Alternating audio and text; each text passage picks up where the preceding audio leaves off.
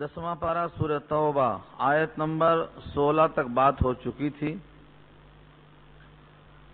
جس میں تذکرہ تھا کہ کیا تمہارا گمان یہ ہے کہ تم یوں ہی چھوڑ دیے جاؤ گے، حالانکہ علم ظہور کے اعتبار سے ابھی اللہ نے ظاہر نہیں کیا کہ تم میں مجاہد کون ہے اور کون بنانے والے ہیں اللہ کے علاوہ، اللہ کے رسول کے علاوہ، مومنین کے علاوہ دوست، اور کون انہی کو دوست بنانے والے ہیں۔ دونوں میں فرق کرنا مقصود ہے، یعنی دوستی کے لائق اللہ ہیں، اللہ کے رسول ہیں اور ایمان والے ہیں، اور بھروسہ انہی پہ کرنا ہے۔ تمہارے کاموں سے اللہ باخبر ہے۔ یہاں سے ایک خاص مضمون ہے مسجد حرام کی تعمیر کے بارے میں۔ جب حضرت عباس کو پکڑ کر لائے بدر کے قیدیوں میں، تو کچھ لوگوں نے طنز کیا کہ آپ حضور کے چاچا ہیں اور اسلام میں پیچھے ہیں، آپ کو تو سب سے آگے ہونا چاہیے، چاچا ہو کر بھتیجے کے دفاع میں آگے ہونا چاہیے، جبکہ آپ ابھی تک اسلام میں داخل نہیں ہوئے اور حالت کفر میں بدر کے قیدیوں میں پکڑ کے لائے گئے۔ طنز کیا تو انہوں نے کہا کہ اگر تمہارا قدیم الاسلام ہونا، قدیم الایمان ہونا قابل فخر ہے تو میرے پاس بھی کچھ چیزیں قابل فخر ہیں۔ بیت اللہ کی تعمیر کرنا، بیت اللہ میں حاجیوں کے لیے پانی کا انتظام کرنا، اور مساجد کے اندر خاص طور سے بیت اللہ کے اطراف و اکناف جو آنے والے لوگ ہیں ان کا اکرام کرنا، ضیافت کرنا، یہاں کا صدانہ یعنی یہاں کی ذمہ داری، انتظامات سنبھالنا، یہ بھی میرے پاس ہے اور ہمارے واسطے فخر کے واسطے کافی ہے۔ گویا انہوں نے خانہ کعبہ کی خدمت کو برابر سمجھا ان لوگوں کے ایمان لانے کے۔ ان دو چیزوں میں تقابل ہوا۔ لباب النقول میں منقول ہے کہ اس پر یہ آیت نازل ہوئی جو اگلی آیت آ رہی ہے۔ حالت شرک میں اگر کوئی مسجدوں کی تعمیر کرتا ہے اپنے کفر پر وہ باقی ہے تو اس کا یہ تعمیر کرنا اس کے لیے کوئی موضوع بات نہیں ہے، کیونکہ مسجدوں میں شرک نہیں ہے، توحید ہے۔ توحید کے مقام کی تعمیر کرتے ہو اور خود اپنے قلب سے توحید کو بسا نہ سکے بلکہ شرک دل کے اندر پال رکھا ہے، تو ایسوں کے واسطے تعمیر کرنے سے کیا مقصد ہے، کیا فائدہ ہے؟ یعنی تعمیر مسجد ان کا حق ہے جو اللہ پر ایمان رکھتے ہیں اور جن کے دل میں شرک بالکل نہیں ہے، توحید سے لبریز ہیں۔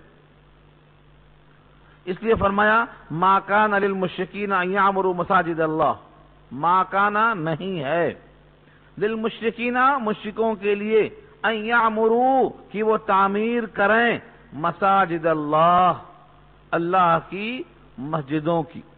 مساجد جمع ہے، مسجد واحد ہے۔ مساجد اللہ بول کر حرم مراد لیا گیا ہے۔ شاہدین علی انفسہم، گواہی دیتے ہوئے اپنی ذات کے خلاف، بالکفری، کفر کے ساتھ، یعنی اپنے آپ کو قائل اور معترف ہیں کہ وہ کفر پر قائم اور دائم ہے، اس کے باوجود تعمیر کرنا کوئی مناسب بات تو نہیں ہے۔ کیوں مناسب نہیں ہے؟ اولئک حبطت اعمالہم، یہی تو ہیں جن کے اعمال پورے حبط ہو گئے۔ کیوں؟ کفر کی وجہ سے۔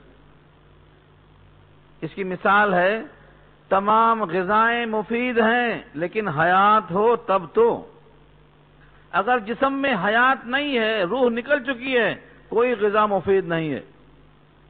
تو جب تمہارے اندر کفر اور شرک ہے، توحید نہیں ہے، تو تمہارے لیے کوئی عمل مفید نہیں ہے۔ اولئک حبطت اعمالہم، ان کے اعمال حبط ہو چکے ہیں۔ بے شک خانہ کعبہ کی تعمیر اچھی چیز ہے، کسی کو پانی پلانا جب اچھا عمل ہے تو حاجیوں کو پلانا بدرجہ اولا اچھا عمل ہے، لیکن تمہارے لیے مفید نہیں ہے، تمہارے عمل حبط، تمہارے عمل باطل ہیں۔ کیوں؟ جب تک روح جسم میں باقی نہ ہو کوئی غذا، کوئی دوا مفید نہیں ہے۔ تمہارے جسم میں حیات نہیں ہے جس حیات سے اعمال قیمتی بنتے ہیں وہ ایمان ہے، وہ تمہارے اندر نہیں ہے۔ اولئک حبطت اعمالہم، ان کے اعمال حبط ہو گئے۔ وفی النار ہم خالدون، اور نار میں یعنی آگ میں وہ ہمیشہ ہمیشہ رہیں گے۔ مخلد فی النار ہونے کی خبر دیا اللہ نے، تو گویا مخلد فی النار کون ہوگا؟ جس کے قلب میں شرک ہے اور جس کے عمل اس شرک کی بنا پر باطل ہیں، دنیا کا کوئی نیک عمل کرے گا وہ حبط اور ناکارہ اور نکما ہو جائیں گے۔ یہ لوگ ہمیشہ ہمیشہ کے واسطے مخلد فی النار ہوں گے، کبھی بھی وہاں سے باہر نہیں لائے جائیں گے۔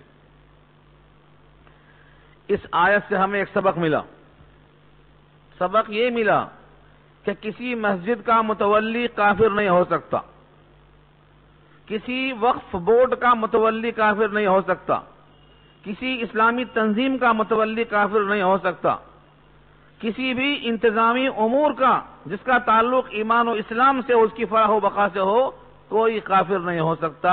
اللہ نے مناسب نہیں ہے کہہ دیا، نہیں ہے مشرکوں کے لیے مناسب کہ بیت اللہ کی تعمیر کریں۔ بیت اللہ نہیں کہا، مساجد اللہ کہا، تاکہ ہر مسجد شامل ہو جائے۔ حالانکہ بات چل رہی ہے بیت اللہ کی، لیکن بیت اللہ کا لفظ حذف کر کے اللہ نے مساجد اللہ کہہ دیا تاکہ دنیا کی ہر مسجد کا انتظام داخل ہو جائے۔ شاہدین علی انفسہم بالکفر، جب اپنی ذات پر کفر کے وہ معترف ہیں، کفر بھی ہے اور توحید کا اڈا بھی بنا رہے ہیں، یہ عبث ہے، ان کا عمل حبط ہو جائے گا۔ پھر سوال ذہناً یہ پیدا ہوتا ہے، ٹھیک ہے مشرک کے واسطے تو مناسب نہیں ہے کہ تعمیر کرے اللہ کے مساجد کی، لیکن تعمیر مساجد کس کا حق ہے؟ کون تعمیر کرے، کون بسائے؟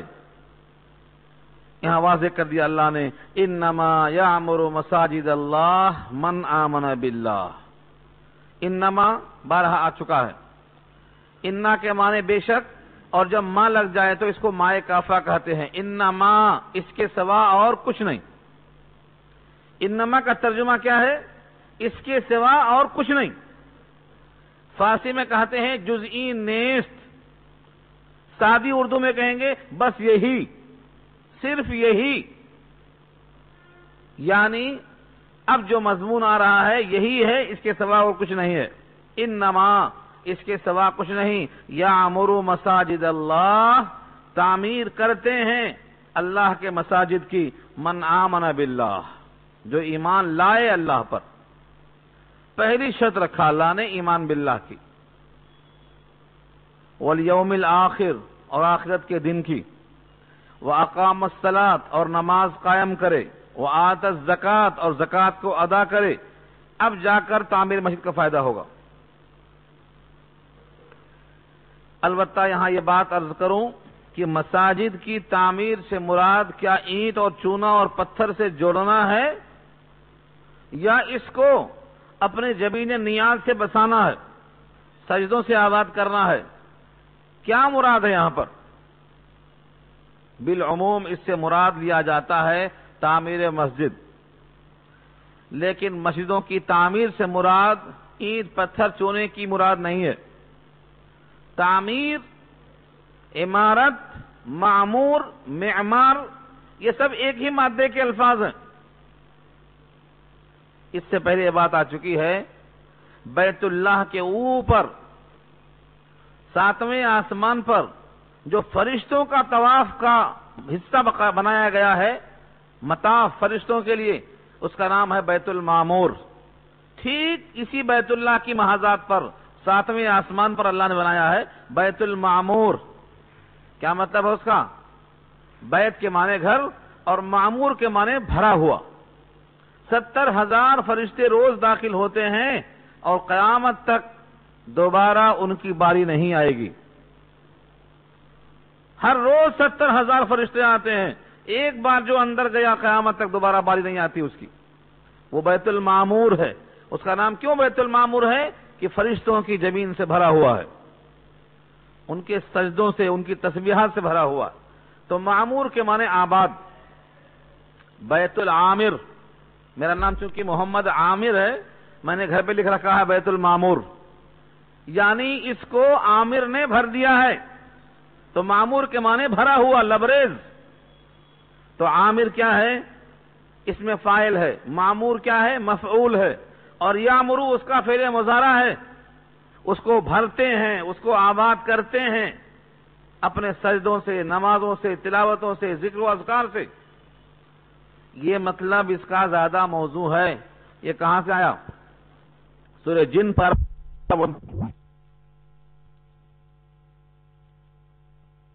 فرماتے ہیں وَأَنَّ الْمَسَاجِدَ لِلَّهِ فَلَا تَدْعُوا مَعَ اللَّهِ أَحَدًا۔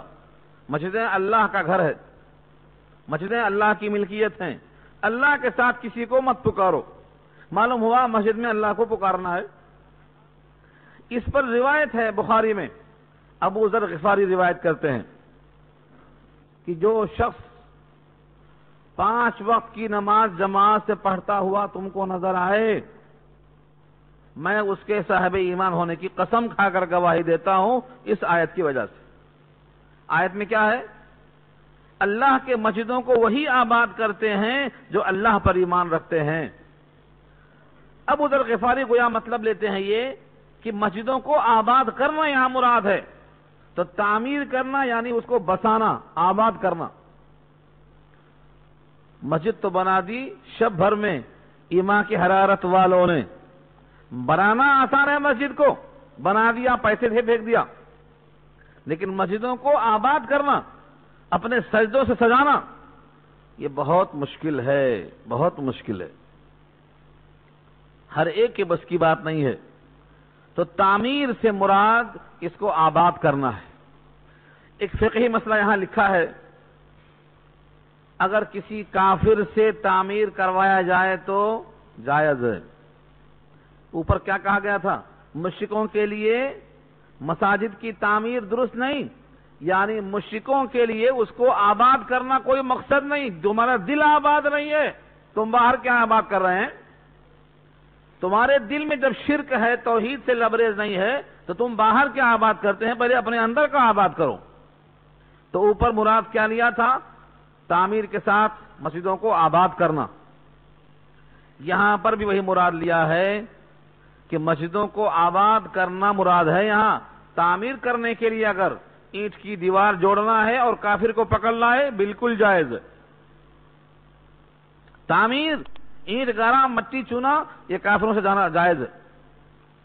ہاں، کافروں کا پیسہ تعمیر میں لگانے سے روکا گیا ہے مصلحتاً، حکمتاً۔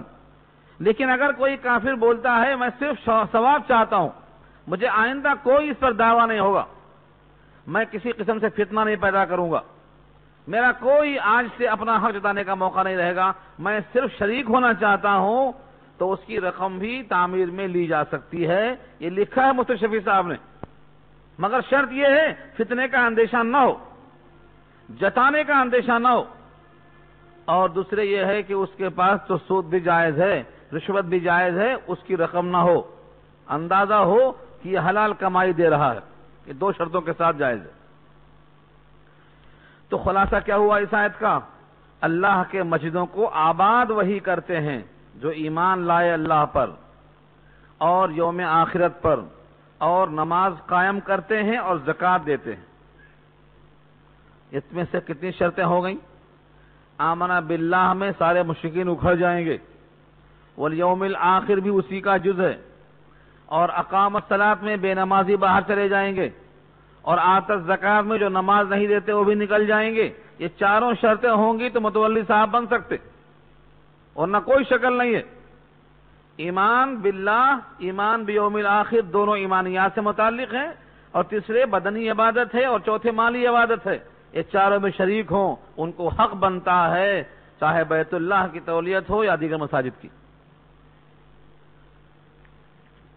وَلَمْ يَخْشَ إِلَّا اللَّهِ، یہ ہے خشیت۔ خشیت کے معنی دل میں خوف۔ اس سے پہلے یہ بحث آ چکی ہے کہ خشیت کے معنی سانپ کا خوف نہیں ہوتا۔ سانپ سے ڈر گئے، بچھو سے ڈر گئے، شیر سے ڈر گئے، کسی موذی جانور سے ڈر گئے، حشرات الارض سے ڈر گئے، سبائم اور بہائم اور درندوں سے ڈر گئے، یہ ڈر نہیں ہے خشیت۔ خشیت کہتے ہیں کسی کی عظمت، کسی کا جلال، کسی کی بڑائی، کسی کی عظمت کو سامنے رکھ کر دل میں اکرام کے ساتھ خوف کھانا یہ خشیت کہلاتا ہے۔ وَلَمْ يَخْشَ إِلَّا اللَّهِ، اللہ کے سوا کسی اور کا دل میں احترام نہ ہو اتنا۔ اگر اللہ ناراض ہو جائیں گے تو دنیا کے ساتھ آخرت خراب ہو جائے گی۔ یہ خوف صرف اللہ کا ہو، اللہ کے غیر کا خوف نہ ہو، یہ صفت پانچویں ہے۔ وَلَمْ يَخْشَ إِلَّا اللَّهِ، نہ ڈرتے ہوں مگر اللہ سے۔ اس شرط پر تو اچھے اچھے اکھڑ جاتے۔ آج منصب، عہدہ، مسجدوں کی تولیت، مدارس کا انتظام، بڑے بڑے وقف بورڈ کی ذمہ داریاں ان کو ملتی ہیں جو حکومت کی نگاہ میں ایسے ہوں کہ حکومت کے اشارے کو سمجھتے ہوں، حکومت کے ابرو کو دیکھتے ہوں، حکومت کیا چاہتی ہے اس کے مطابق کھلونا بن کے جیتے ہوں۔ صرف ایسے لوگوں کو بنایا جاتا ہے۔ لیکن یہ 5 صفتیں ہیں جو اللہ فرماتے ہیں، یہ 5 صفتیں ہیں تو وقف بورڈ کا متولی وہ بن سکتا ہے۔ آج ہر وقف بورڈ کا کباڑہ کیوں ہو رہا ہے؟ اسی واسطے ہو رہا ہے کہ یہ 5 صفتیں خالی ہیں۔ جب تک یہ 5 صفات نہ ہوں اسلامی وقف کا کوئی بھی متولی بننے کا حقدار نہیں ہے، یہ مستحق ہے۔ فَعَسَىٰ أُولَٰئِكَ أَن يَكُونُوا مِنَ الْمُهْتَدِينَ، پس امید ہے، عسا کے معنی ان قریب امید ہے، اولئک وہی لوگ ہیں، ان یکونوا من المہتدین کی ہو جائیں ہدایت یافتہ لوگوں میں سے۔ اگر یہ 5 شرطیں پوری کریں تو اللہ تعالیٰ امید دلاتے ہیں کہ ہدایت یافتہ لوگوں میں سے یہ بنیں گے، اور یہ 5 صفتیں نہیں پائی گئیں تو ان کے مہتدین ہونے کی کوئی گارنٹی نہیں لے سکتا۔ اس کے بعد حضرت عباس نے جو کہا تھا کہ ہم بھی حاجیوں کو پانی پلاتے ہیں، تعمیر مسجد کرتے ہیں، تم اگر ایمان لے آئے تو کیا خاص بات ہے؟ تقابل جو کیا تھا اس کا رد فرمایا اللہ نے، اجعلتم سقایۃ الحاج وعمارۃ المسجد الحرام کمن آمن باللہ والیوم الآخر وجاہد فی سبیل اللہ لا یستوون عند اللہ۔ یہ فیصلہ ہے، لا یستوون عند اللہ، فیصلہ ہے اللہ کا۔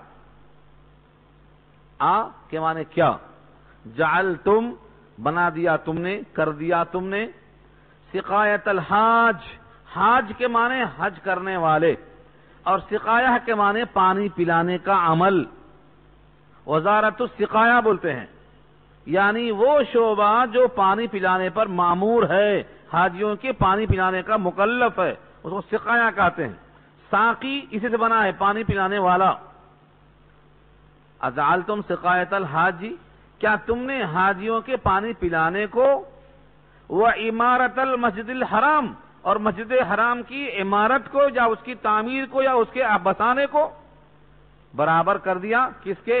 کاف تشبیہ ہے، کمن آمن باللہ، کاف تشبیہ کے لیے آتا ہے، جیسے ہم اردو میں کہتے ہیں زید کل اسد، زید شیر کی طرح ہے، تو زید کل اسد، یہ کاف کیسا ہے؟ تشبیہ کا کہلاتا ہے، شیر کی طرح ہے، تو کاف تشبیہ کے واسطے آتا ہے۔ یہاں کہا کمن آمن باللہ، جیسے وہ شخص جو اللہ پر ایمان لایا، یوم آخرت پر ایمان لایا، وجاہد فی سبیل اللہ، اور جہاد کیا اللہ کے راستے میں۔ کیا تم ان صفت والے کو برابر کر دیتے ہو ان کو جو صرف حاجیوں کو پانی پلاتے ہیں، خانہ کعبہ کی تعمیر کرتے ہیں؟ سنو فیصلہ، لا یستوون، برابر نہیں ہو سکتے، عند اللہ، اللہ کے نزدیک دونوں برابر نہیں ہو سکتے۔ سوچو، کہیں مسائل نکلتے یہاں سے۔ حاجی کو پانی پلانا، حاجی کون ہوتا؟ حاجی رحمان کا مہمان ہوتا۔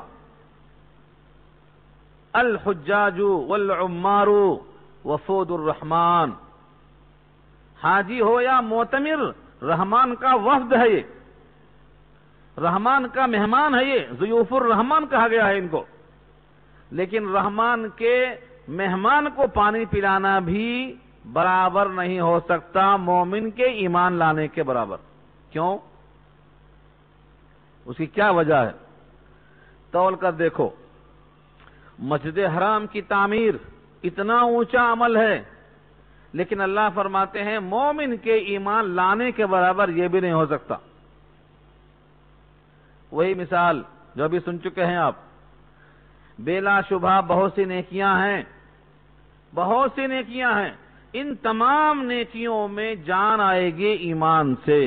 ایمان آئے تو پانی پلانا اچھا عمل ہو جائے گا، ایمان آئے تو تعمیر بیت اللہ اچھا عمل ہو جائے گا، ایمان آئے تو بہت سے اعمال اچھے ہو جائیں گے، لیکن ایمان نہ آئے تو حاجیوں کو پانی پلانا بھی قابل قبول نہیں،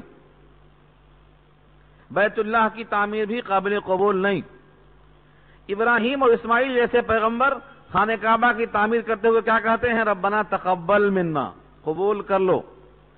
بیت اللہ جیسا مقام، ابراہیم اور اسماعیل جیسے پیغمبر، لیکن تقبل کہہ رہے ہیں، قبول نہ ہو تو بیکار ہے. قبولیت شرط ہے، اور کوئی بھی عمل ایمان کے بغیر قبول نہیں ہوتا. یہیں سے مثال سامنے آتی ہے کہ ہر غذا اچھی ہے، مرغی بھی اچھی ہے، بکرے بھی اچھے ہیں، بریانی بھی اچھی ہے، بادام کا حلیرہ بھی اچھا ہے، حلیم ہری سب اچھی ہے، لیکن آدمی زندہ ہے تب، اور مر گیا تو کوئی غذا کارآمد نہیں، کوئی دوا مفید نہیں. حیات ہے تو تمام غذائیں کارآمد ہوں گی.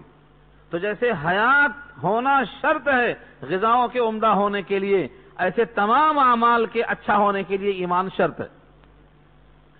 اب سوچ لو کتنے لوگ کتنے کام کرتے ہیں لیکن ایمان نہیں ہے، تو بڑی بڑی دیگچیاں پکاتے ہیں بریانیوں کی. کیوں بھائی؟ خانہ کعبہ کے حاجیوں کے پانی پلانے سے وہ کمتر ہے. خانہ کعبہ کے حاجیوں کو تو زمزم لے کے پھرتے تھے وہ، لیکن وہ زمزم پلانے کا عمل بھی برابر نہیں ہو سکتا کیونکہ ایمان نہیں. بیت اللہ کی تعمیر برابر نہیں کیونکہ ایمان نہیں. تو سب سے پہلے ہم سارے اعمال سے پہلے کیا کریں؟ محاسبہ کریں کہ جو ایمان مطلوب ہے وہ ہمارے پاس ہے کہ نہیں. اگر وہ ایمان ہے جو ایمان مطلوب ہے تو سبحان اللہ، الحمدللہ، اللہ کا شکر ادا کر لیں. اور اگر وہ ایمان مطلوبہ نہیں ہے، کمزور ہے، تو اس کو پختہ کرنے کی فکر کر لیں، تب جا کے ہمارے اعمال میں جان آئے گی، ورنہ کوئی بھی عمل قابل قبول نہیں ہوگا. پھر دیکھیں الفاظ، اجعلتم سقایۃ الحاج وعمارۃ المسجد الحرام کمن آمن باللہ، کیا تم نے کر دیا ہے حاجیوں کے پانی پلانے کو اور تعمیر مساجد حرام کو برابر اس کے جو ایمان لایا اللہ پر اور ایمان لایا یوم آخرت پر اور جہاد کیا اللہ کے راستے میں؟ کیا دونوں برابر ہیں؟ لا یستوون، برابر نہیں ہیں. اتنا واضح فیصلہ اللہ کا ہے، لا یستوون عند اللہ، تمہارے پاس برابر ہوں گے تو ہوں گے، اللہ کے پاس نہیں. جو اجر دینے والا ہے اعمال پر، اس اللہ کے ہاں دونوں برابر نہیں. واللہ لا یہدی القوم الظالمین، اور اللہ ہدایت نہیں دیتے ظالم قوم کو. ظالم کسے کہا؟ مشرک کو ظالم کہا. مشرک ظالم کیوں ہے؟ سب سے بڑا ظلم کیا ہے؟ شرک. سب سے بڑا ظلم شرک. ان الشرک لظلم عظیم کہا اللہ نے. سورہ لقمان پارہ 21 میں کیا کہا؟ سب سے بڑا ظلم ہے شرک. ان الشرک لظلم عظیم. تو جب ظالم ہے یہ تو کیا ہو گئے؟ کون ہے ظالم؟ یہ مشرک ہیں. مشرک ظالم کیوں ہے؟ ظلم کی تعریف کیا ہے؟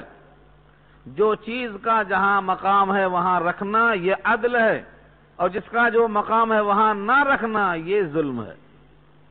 وضع الشیء فی غیر محلہ، چیز کا رکھنا غیر محل میں، یہ کیا ہے؟ ظلم ہے.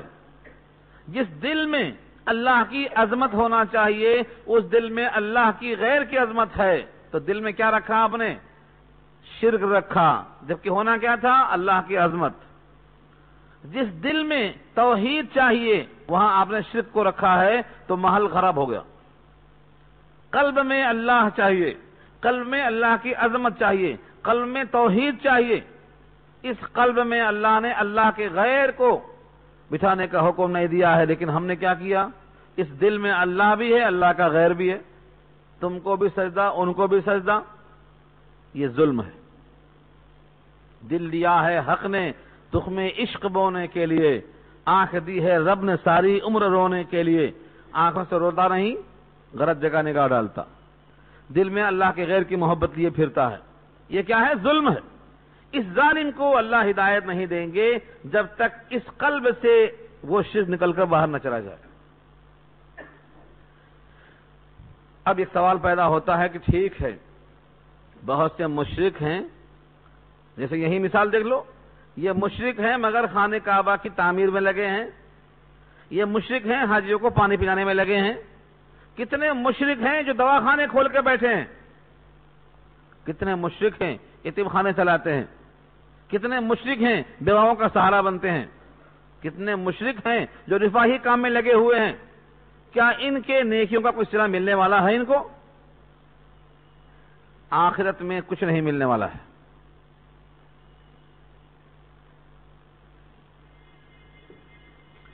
ان کا صلہ، ان کے اعمال کا صلہ، ان کی نیکیوں کا بدلہ دنیا ہی میں چکا دیا جائے گا۔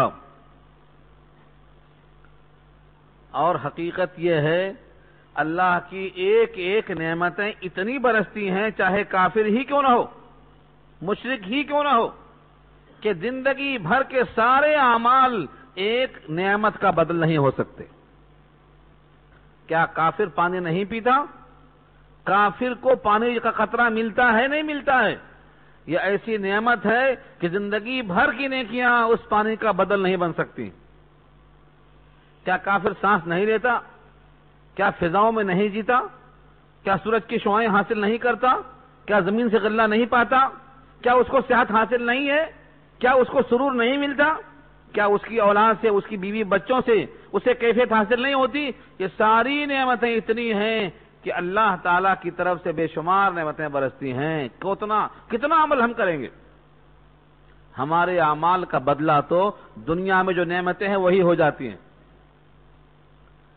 چنانچہ اللہ نے ایک مقام پر کہا بھی ہے، سورہ احقاف پارہ 26۔ سورہ احقاف کل 4 رکوع پر مشتمل ہے، صرف 4 رکوع۔ اس میں ایک آیت ہے، اذھبتم طیباتکم فی حیاتکم الدنیا واستمتعتم بها۔ یہ آیت سورہ احقاف پارہ 26 کی ہے۔ یہ آیت تو ہے کافر کے لیے، مگر بعض صحابی یہ آیت پڑھ کر روتے تھے۔ کب؟ جب دسترخوان پر دیکھا، روزہ کھولنے بیٹھے تو کئی نعمتیں دکھائی دی، کئی فروٹس دکھائی دیے، کئی قسم کے تلے ہوئے بھنے ہوئے دکھائی دیے، تو بجائے کھانے کے رونے لگے۔ کہا ایک زمانہ تھا غزوہ خندق کے موقع پر نبی کے پیٹ پر 2 پتھر تھے، ایک زمانہ تھا حضرت مصعب بن عمیر کو دفن کرنے کے واسطے کفن کا کپڑا موجود نہیں تھا، سر چھپاتے تو پاؤں کھلتا تھا اور پاؤں چھپاتے سر کھلتا تھا، کپڑے کو سر پر رکھ کر پاؤں پہ گھاس ڈال کے دفن کر دیا تھا۔ آج یہ نعمتیں ہیں اتنی۔ عبد الرحمن ابن عوف رونے لگے اور یہی آیت پڑھتے رہے، سورہ احقاف پارہ 26 کی، اذھبتم طیباتکم فی حیاتکم الدنیا واستمتعتم بها۔ لے گئے تم اپنے عمل کا بدلہ نعمتوں کی شکل میں دنیا ہی میں، کھا لیے پی لیے پہن لیے، اب کیا لینے میرے پاس آئے ہو؟ اذھبتم طیباتکم، تمہاری پاکیزہ چیزیں تم لے لیے، فی حیاتکم الدنیا، دنیا کی حیات میں، واستمتعتم بها، نفع اٹھا چکے اس سے، آج تمہارے واسطے عذاب ہے۔ یہ کافر سے کہا جائے گا قیامت کے میدان میں۔ لیکن صحابی روتے تھے کہ ہم بھی تو خوب مزے اڑا رہے ہیں، جتنے نعمتیں ہم کو حاصل ہیں اتنا عبادات ہم نہیں کرتے، جتنے عمدہ کپڑے ملتے ہیں اتنا خدا کے دین کی محنت ہم نہیں کرتے ہیں، جتنی اچھی غذائیں ہم لیتے ہیں اتنا بہترین قرآن کریم کی خدمت نہیں کر پا رہے ہیں۔ ایک ایک نعمت کو حساب میں ڈالتے تھے اور روتے تھے، ہچکیاں بدھ گئیں، روزہ رکھنے کے باوجود کھانا نہیں کھا سکے۔ تو اس آیت کے اس محاسبے سے جو صحابی نے محاسبہ کیا، یقین ہوتا ہے کہ کافر کے سارے عمل کا صلہ دنیا ہی میں مل جاتا ہے، اور حقیقت تو یہ ہے کہ مومن کے بھی اعمال کا صلہ دنیا میں ہی مل جاتا ہے۔ جو وہاں ملنے والا ہے یہ اللہ کا فضل ہے، عدل ہو جائے تو بچیں گے نہیں۔ کیا کافر کی طرح ہم نہیں کھاتے پیتے پہنتے عیش کرتے؟ تو جب ان کو مل گیا صلہ تو ہم کو مل چکا، ہم کیا امید لگائے بیٹھے ہیں؟ چنانچہ اللہ کے نبی نے صاف صریح اعلان کر دیا ہے. یہ روایت جب میں پڑھتا ہوں تو اپنے سارے اعمال ہیچ نظر آتے ہیں.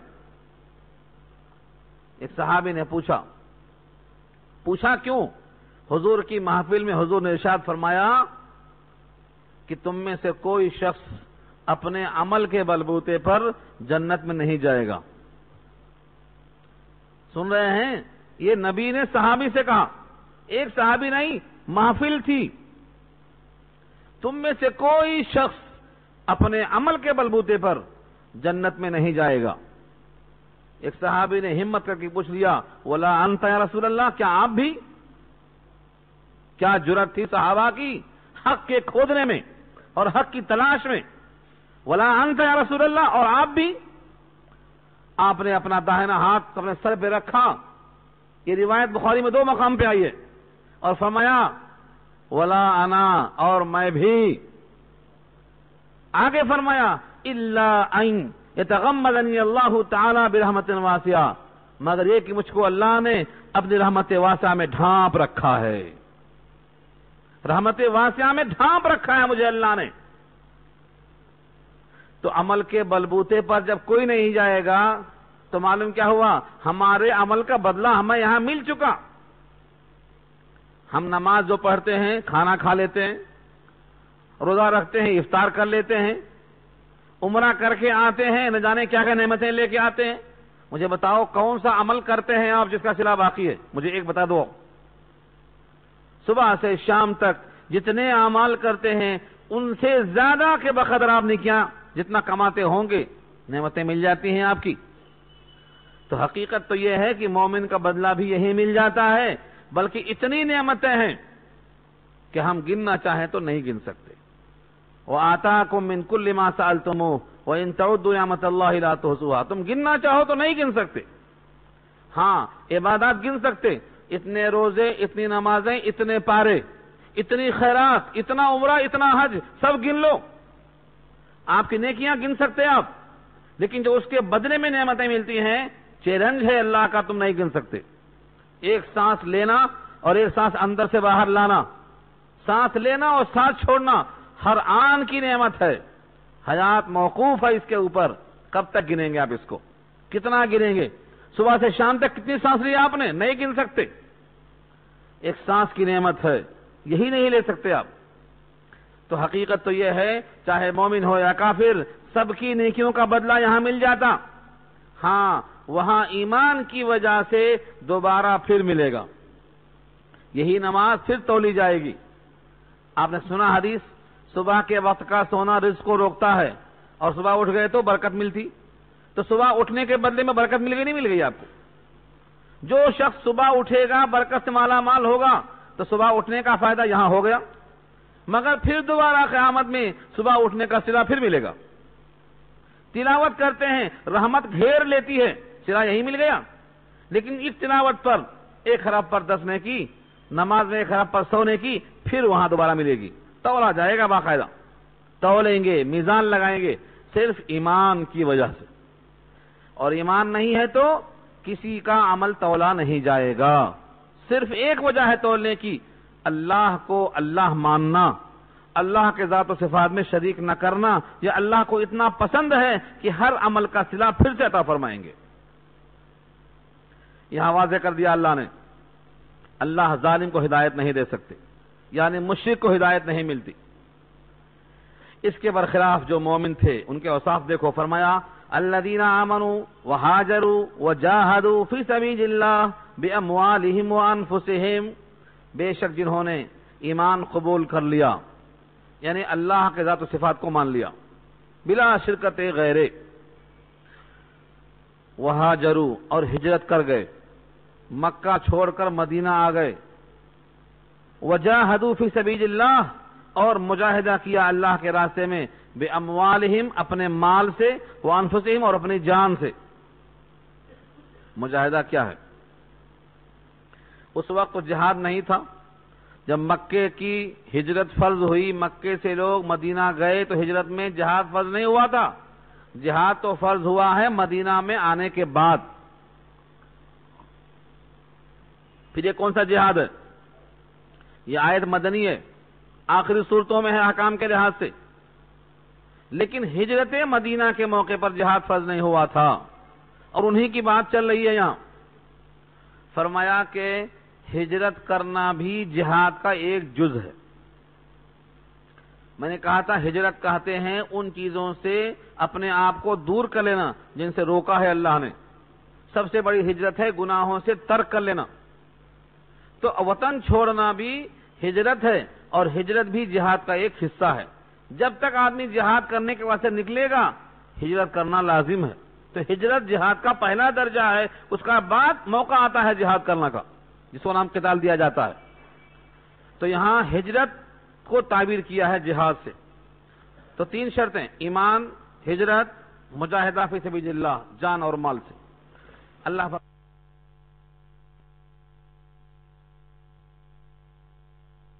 اللہ جان اور مال کی قربانی۔ ہجرت میں صرف وطن چھوڑتا ہے، اور جہاد میں بندہ جان لے کے حاضر ہوتا ہے، لو جان بھی پیش کر دے رہا ہوں۔ صرف روح اللہ کے پاس جاتی ہے، جسم یہی رہ جاتا ہے۔ اس سے بڑا درجہ کس کا ہو سکتا ہے؟ تو فرمایا اعظم درجۃ عند اللہ واولئک هم الفائزون، یہی لوگ کامیاب ہیں۔ فائزون جمع ہے، فائز واحد ہے، فوز اس کا مادہ ہے، فوز و فلاح، سب سے بڑی کامیابی ان لوگوں کو حاصل ہونے والی ہے۔ انہیں اللہ کی بشارت ہے، یبشرہم ربہم، ان کو بشارت دیتا ہے ان کا رب۔ ایک تو بشارت دینا ہی، دوسرے اللہ کی بشارت، یبشرہم ربہم برحمت منہ، اپنی طرف سے جو رحمت ہے وہ بشارت کی شکل میں آ رہی ہے۔ رحمت کیا ہے؟ رحمت کا مقام جنت ہے، اور لعنت کا مقام جہنم ہے۔ رحمت کے معنی اللہ کی شفقت، اللہ کو اس بندے پہ پیار آ گیا، یہ ہے رحمت کا مقصد۔ تو اللہ ان کا رب بشارت دے رہا ہے اپنے طرف سے رحمت کی، ورضوان اور خوشنودی کی، وجنات اور باغات کی، لہم ان تمام کے لیے، فیہا نعیم مقیم، اس کے اندر ایسی نعمتیں ہیں جو باقی رہنے والی ہیں۔ مقیم کے معنی دائمی۔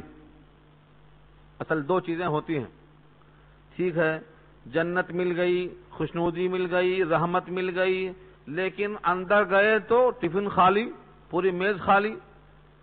کبھی کبھی شادی خانے میں دیر سے گئے تو لگتا ہے کچھ بھی نہیں ہے، تو ختم۔ کبھی ایسا ہوتا ہے کہ مال ختم ہو جاتا، اور کبھی ایسا ہوتا ہے کہ وہاں سے لوگوں کو باہر نکال دیا جاتا ہے، جاؤ باہر، اندر جگہ نہیں ہے۔ ان دونوں اشکالوں کو رد کیا اللہ نے، کہا ایسے باغات ہیں، ایسی خوشنودی ہے، ایسی رحمت ہے کہ نعیم مقیم، ہمیشہ رہنے والی نعمت ہے، کبھی ختم نہیں۔ اور اندر سے جانے کے بعد باہر جانے کا کوئی راستہ نہیں، خالدین فیہا ابدا، اس میں ہمیشہ ہمیشہ رہیں گے، نہ باہر بھیجے جائیں گے نہ اندر ختم ہوگا۔ اللہ کی بشارت ہے رحمت کی شکل میں، رضوان کی شکل میں۔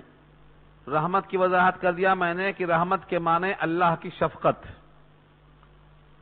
ایک باپ اپنے بیٹے کو چاہتا ہے، پیار کرتا ہے، اس کا اظہار کرتا ہے، اس کے قلب میں جو رقت آئی ہے، وہ جب اللہ کی طرف سے رقت آتی ہے تو اس کو رحمت کہا جاتا ہے، کیونکہ اللہ کو قلب نہیں ہے ہماری طرح، وہ متاثر نہیں ہوتا، قوت انفعال نہیں ہے وہاں، لیکن جب اللہ کسی بندے کو چاہتا ہے تو اس چاہت کو لفظ رحمت سے تشبیہ دیا کرتا ہے۔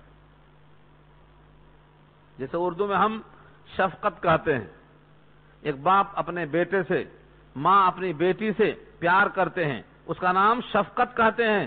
اللہ جب پیار کرتے ہیں بندوں سے، اس کا نام رحمت ہے۔ اور رضوان کے معنی خوشنودی، یہ بھی خاص ہے۔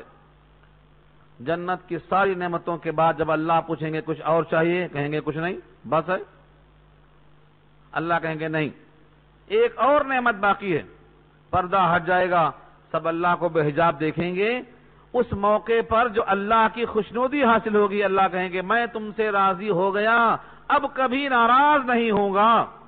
اس رضوان کا اعلان کرنے کے بعد ان کی خوشیاں دوبارہ ہو جائیں گی۔ اس اعلان کا نام رضوان ہے جو یہاں کہا گیا ہے۔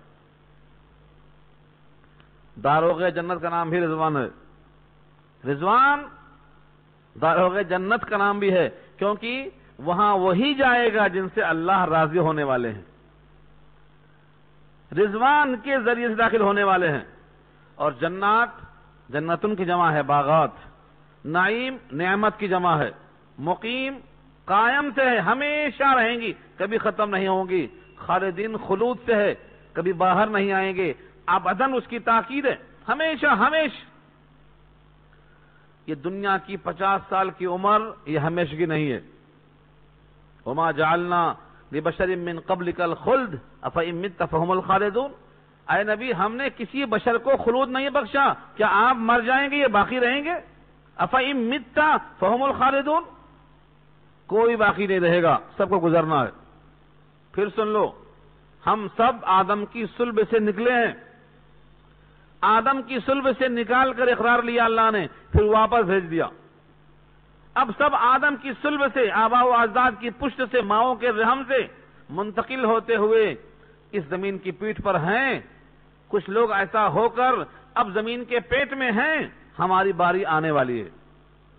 اسی واسطے قبرستان جا کر کیا کہتے ہیں؟ وَإِنَّا إِن شَاءَ اللَّهُ بِكُمْ لَاحِقُونَ، اللہ نے چاہا تو ہم تم سے ملنے والے ہیں، نمبر ہمارا بھی ہے، ہم پہنچنے والے ہیں۔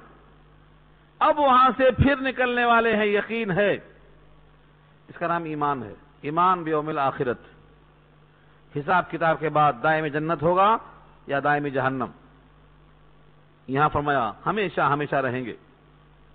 ان اللہ عندہ اجر عظیم، بے شک اللہ کے پاس اجر عظیم ہے۔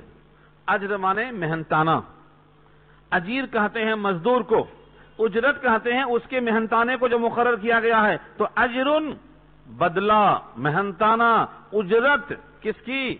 اللہ کو مان لینے کی اجرت، اللہ کے ذات و صفات میں شرکت نہ کرنے کی اجرت عظیم ہے، بہت بڑی ہے۔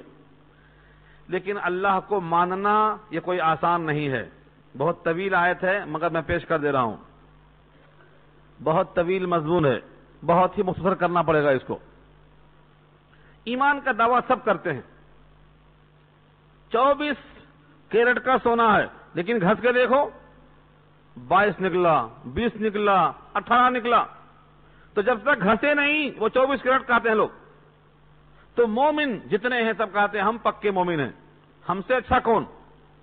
لیکن جب گھستے ہیں اس کو رب کریم ترازو میں رکھ کر تو وہاں جا کر 20 نکلتا، 18 نکلتا، 24 نکلتا نہیں۔ ترازو کیا ہے دیکھو یہاں، یا ایھا الذین آمنوا، اے وہ لوگ جو ایمان لے آئے ہو، جن کو دعویٰ ہے ایمان کا، لا تتخذوا آباءکم واخوانکم اولیاء، مت بنا لو اپنے باپ دادا کو، اپنے بھائیوں کو دوست، ان اگر استحب الکفر علی الایمان، اگر وہ پسند کرنا چاہیں کفر کو ایمان کے خلاف۔ تازو دیکھا آپ نے غزوہ بدر میں اور غزوہ احد میں، ایک طرف باپ ہے تو ایک طرف بیٹا ہے، ایک طرف ماموں ہے تو ایک طرف بھانجا ہے۔ کیوں؟ اللہ کی خاطر سب اکٹھا ہیں، ایمان والے ایک طرف ہیں اور ایمان کے مقابل کفر والے ایک طرف ہیں۔ یہ کسوٹی رکھا اللہ نے، کہا باپ کی محبت نہیں، جب وہ باپ اللہ کا نہیں تو تمہارا بھی نہیں، جب وہ تمہارا رب جو کہتا ہے اس کا انکار کرتا ہے تو تم اس کا اقرار کرو گے تو اسی کے ہو جاؤ گے، تمہارا تعلق رب سے کٹ جائے گا۔ تمہیں باپ کو باپ ماننا ہے اللہ کی وجہ سے، تمہیں بھائی کو بھائی ماننا ہے اللہ کی وجہ سے۔ اگر وہ اللہ کا منکر ہے، مخالف ہے، کفر چاہتا ہے، ایمان چھوڑتا ہے، تم ان سے دوستی نہیں کر سکتے۔ کیا صحابہ کرام نے اس ترازو پر اپنے آپ کو کھڑا ثابت نہیں کر دیا؟ سب کے سب تلوار لے کے تیار تھے، غزوہ بدر میں بھی، غزوہ احد میں بھی۔ اس کے واقعات یہاں سنانے کا وقت نہیں ہے، آپ ضرور پڑھیے۔ بدر میں ادھر کون تھا، ادھر کون تھا، پورے قریش کے لوگ تھے، اور جو ہجرت کر کے آئے تھے سب قریش کے لوگ تھے، ادھر بھی اپنے ادھر بھی اپنے، تلوار چلتی ہے صرف اللہ کے نام پر۔ اے لوگوں جو ایمان لے آئے ہو، مت بنا لو اپنے باپ دادا کو، اپنے بھائیوں کو دوست، اگر وہ پسند کرتے ہیں کفر کو ایمان کے خلاف۔ وَمَن يَتَوَلَّهُم مِّنكُمْ فَأُولَٰئِكَ هُمُ الظَّالِمُونَ، پس اگر ان سے کوئی دوستی کیا تم میں سے تو وہ ظالم شمار ہوگا۔ باپ کی محبت میں، بھائی کی محبت میں، چاچا کی محبت میں، ماموں کی محبت میں، خالوں کی محبت میں ادھر چلا گیا، ان سے دوستی کر لیا اور نبی سے اور نبی کے چاہنے والوں سے الگ ہو گیا، تو اللہ کی نظر میں تم انہی میں شمار ہوں گے۔ کتنا بڑا ترازو کا تول ہے، کون کھڑا نکلتا؟ اس کے بعد اب آپ سوچتے ہیں تو بدر نہیں ہوگی، اب تو وحد نہیں ہوگی، ہماری چھٹی ہے، نہیں، ترازو آپ کی بھی رکھی ہے اللہ نے یہاں۔ اس کے بعد کا نمبر ہے، یہ آخری آیت ہے، بہت طویل ہے۔ قل، اے نبی کہہ دو، اعلان ہو جائے، ان کان آباؤکم، اگر تمہارے آبا و اجداد، و ابناؤکم تمہارے بیٹے، و اخوانکم تمہارے بھائی، و ازواجکم تمہاری بیویاں، و عشیرتکم اور تمہارا کنبہ اور گھرانہ اور خاندان، و اموال اقترفتموہا اور تمہارے وہ مال جن کو تم نے جوڑ کے رکھا ہے۔ اقتراف کے معنی کما کے رکھا ہے، گھسیٹ کے رکھا ہے، سمیٹ کے رکھا ہے۔ اقتراف کے معنی کمانا۔ اقترفتم صیغہ واحد نہیں، جمع مذکر حاضر ہے۔ اقترفتم، تم نے سمیٹ کے رکھا ہے۔ اقترفتموہا، تم اسے سمیٹ کے رکھے ہوئے ہو، اگر تمہارا وہ مال۔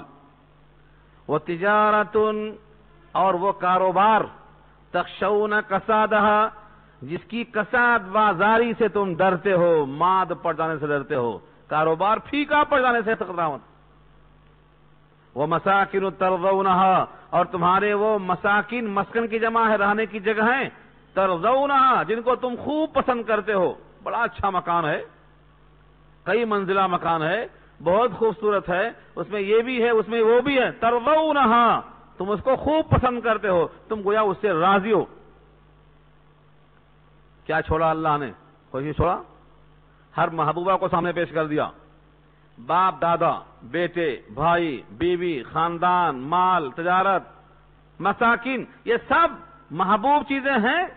اللہ فرماتے ہیں، کہہ دو، اعلان کر دو، ان تمام چیزوں کی محبت زیادہ ہے یا اللہ کی محبت زیادہ ہے؟ توڑو، احب الیکم من اللہ، احب الیکم من اللہ۔ احب کیا ہے؟ اس میں تفضیل ہے، جیسے اعظم عظیم سے تھا، ویسے حبیب سے احب ہے، سب سے زیادہ محبوب ہے تم کو اللہ کے مقابلے میں، ورسول ہی اس کے رسول کے مقابلے میں، وجہاد فی سبیلی اس کے راستے میں جہاد کے مقابلے میں، فتربصوا تو کرو انتظار۔ کس کا انتظار کرنا ہے؟ حتی یأتی اللہ بامرہ، یہاں تک کہ اللہ اپنا حکم لے آئیں۔ اللہ کا حکم کیا ہے؟ بعض کی رائے ہے عذاب، دنیا میں عذاب، زلزلے کی شکل میں، سیلاب کی شکل میں، طاعون کی شکل میں، خانہ جنگی کی شکل میں، کسی بھی شکل میں انتظار کرو۔ اور بعض نے کہا اس سے مراد قیامت ہے، اور بعض نے کہا اس سے مراد اللہ کا فیصلہ ہے۔ پھر سن لو آیت میں کیا کیا الفاظ ہیں۔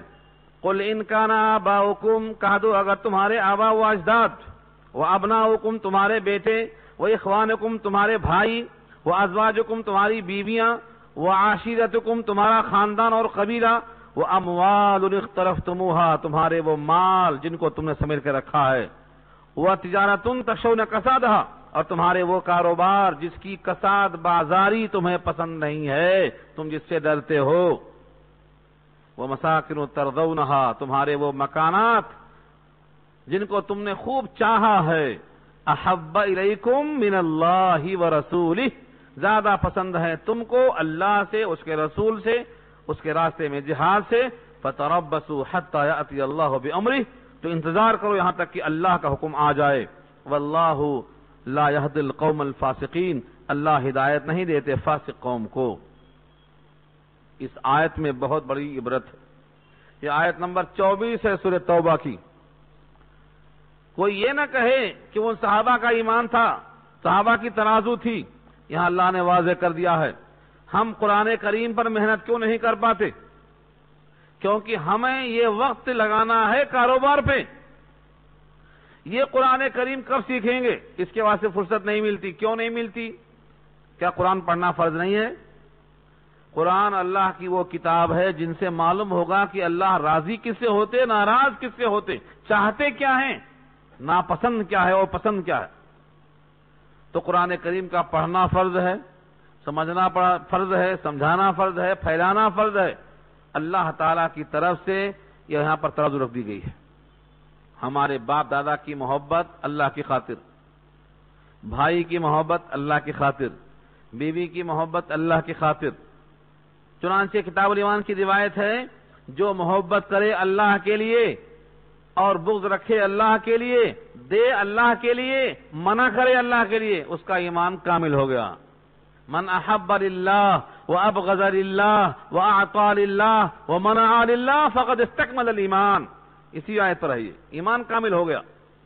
اور جو اسی میں رہ گیا بھول بھلیوں میں، ابا کا حکم اگر قرآن کے خلاف ہے نہیں مانا جائے گا، ابا کا حکم اگر اللہ کے خلاف ہے تو نہیں مانا جائے گا۔ قرآن نے صاف کہا دیا ہے لا طاعۃ لمخلوق فی معصیۃ الخالق، یہ حدیث ہے، اس پر کئی آیتیں موجود ہیں۔ مخلوق کی اطاعت وہی ہوگی جب خالق کی نافرمانی نہ ہوتی ہو، خالق کا حکم نہ ٹوٹتا ہو۔ یہ تمام چیزیں ہیں جن کی بنا پر لوگ الجھے ہوئے ہیں، کچھ باپ میں، کچھ بیٹوں میں، کچھ خاندان میں، کچھ کاروبار میں، کچھ مکان کی تعمیر میں۔ زندگی بھر کا یہی مشغلہ ہے جو یہاں بتایا گیا۔ زندگی بھر باہر کما رہے ہیں، کیوں؟ مکان بنانا ہے، شادی کرنا ہے۔ پورے قرآن کریم میں شادی کرنا کوئی مقصد ہی نہیں ہے، شادی تو ایک ضرورت ہے، ذریعہ فخر نہیں ہے۔ آج لوگ اپنے کو تولتے، میں بڑا تو چھوٹا، کس سے تولتے؟ شادی کی فضول خرچی سے، شادی کے باجے سے اور شادی کے اندر خرافات سے۔ ترازو ہی فاسد ہے۔ چھوٹا بڑا ہونے کا معیار شادی کی خرافات سے اگر ہوتا تو نبی کے بارے میں خیال کیا ہے آپ کا؟